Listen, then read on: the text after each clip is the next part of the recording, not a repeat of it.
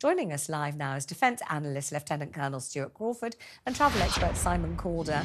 Let's start with you, Lieutenant Colonel Crawford. Good to see you both. Thank you so much.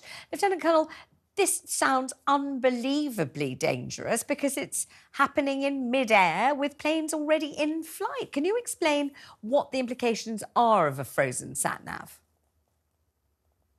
Yes, good afternoon, Vanessa. I think that rather than aviation flights or passenger flights being targeted directly by the Russians, these flights are flying in the periphery of Russian areas of interest, mainly in areas of conflict like the Baltic Sea, the Black Sea, Ukraine, and the Middle East. And GPS is used by a huge number of different pieces of equipment and technology, including our satnavs in our cars and so on and so forth. But it's not the only guidance that airliners use, and they have alternate systems. So it's not a disaster, but it's not helpful. And it just falls into what we call the grey area of hybrid warfare, where the Russians are continually carrying out cyber attacks of this sort of thing and so on and so forth, but short of conflict, as part and parcel of trying to not defeat the West, but to weaken the West. And so it's hardly helpful at all. But we also have to remember that many weapon systems also use GPS as part of their guidance, precision weapons. And it may be that Russia is just paranoid about those sort of weapons like cruise missiles and so on heading towards their territory.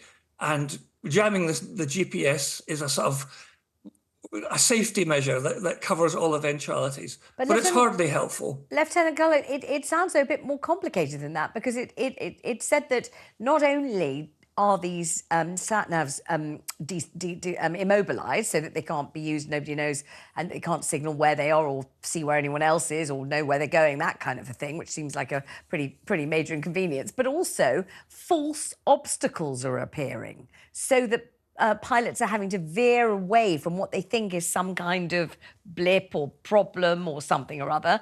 And actually they're false, they're fake, they're appearing, but they're not real.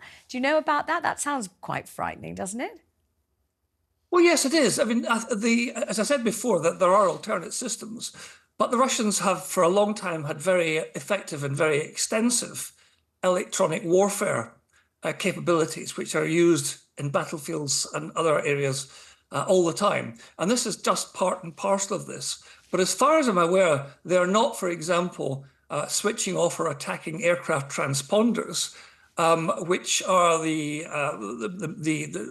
equipment that the civilian aircraft use to let them be controlled by air traffic control.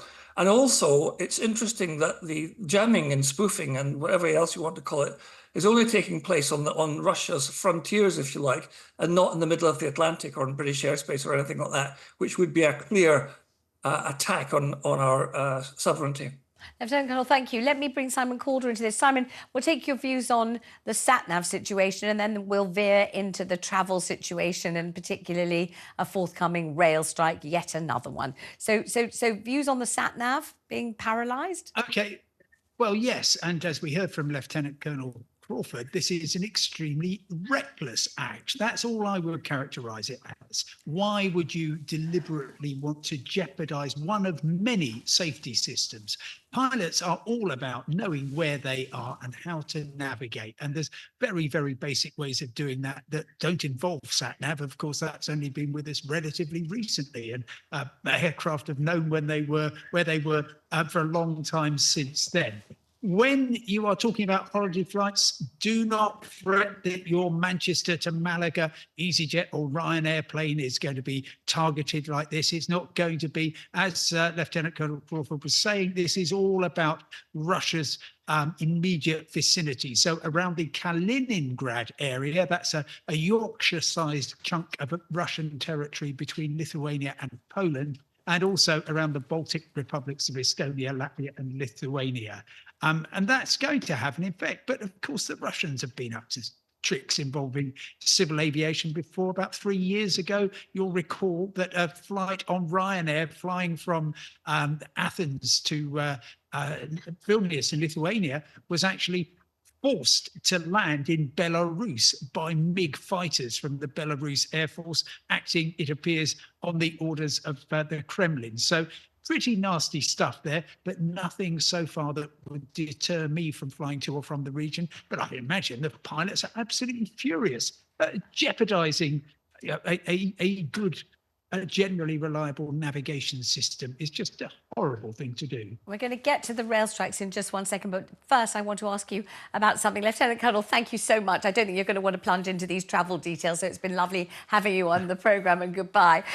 Simon, I want to ask you about something that happened to me last night. So I was waiting to fly back from Cork Airport. The flight was delayed. It was meant to leave at 8:30, 9:45. Suddenly the incoming flight is spied. Everyone at the airport jubilant, hooray, there's our plane to take us home. And then suddenly on the board it says cancelled in red. And many of my fellow travellers were not surprised and said it's to do with Heathrow Airport imposing fines. Tell me what was going on there. Why was that flight cancelled? Well, OK.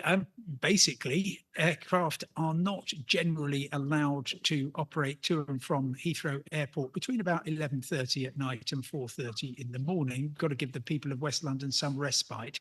Now, there are exceptions to that, but it costs the airlines money every time they do that. And they probably just looked at it and just thought, not worth paying that cash. Or maybe they've run out of the quota of late arrivals and departures. Desperately frustrating.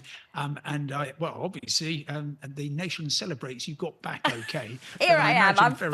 I just wondered whether this was a fairly regular thing or whether this was a very rare thing. Yes. A regular thing, really, wow. Well, yeah, I mean, if you look at a couple of flights from Dubai during all the confusion last week due to the flooding, they were coming in due to land at Heathrow at 3 o'clock in the morning. Guess what? They didn't. One went to Gatwick, one went to Birmingham. Really interesting.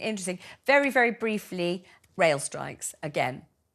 I'm here at Newcastle Station, and on the 8th of May, there won't be the usual number of LNER trains and no Northern trains, no Transpennine Express trains at all. On the 7th of May, the day before, then it's mostly about wiping out the intercity services elsewhere in the country, and also a lot of Midlands commuter services.